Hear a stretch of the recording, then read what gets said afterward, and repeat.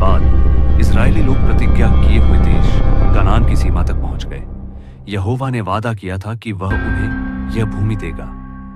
मूसा ने वहां की भूमि की जानकारी लेने के लिए 12 जासूस भेजे, हर गोत्र से एक आदमी। उनमें से 2 थे।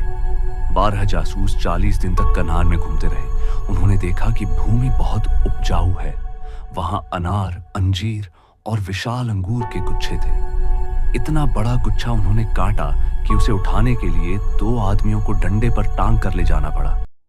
लेकिन उन्होंने यह भी देखा कि वहां के लोग बहुत शक्तिशाली और लंबे चौड़े हैं। वे अनाकिम नामक दानवों की संतान थे।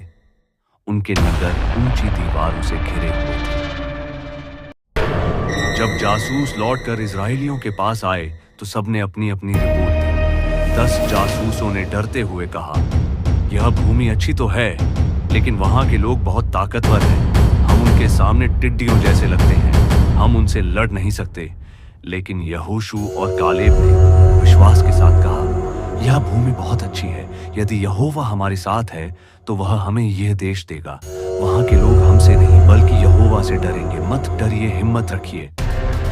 दुर्भाग्य से इजरायली जनता ने उन 10 डरपोक जासूसों की बात मान ली।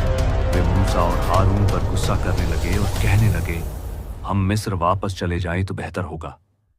यहोवा उनके इस अविश्वास से बहुत अप्रसन्न हुआ। उसने कहा कि अब यह पूरी पीढ़ी 40 साल जंगल में भटकेगी, जब तक सब मर न जाए। लेकिन क्योंकि यहोशू और कालेब ने पूरे मन से यहोवा पर भरोसा किया था, इसलिए केवल वही दोनों प्रतिज्ञा किए हुए देश कनान में प्रवेश करेंगे।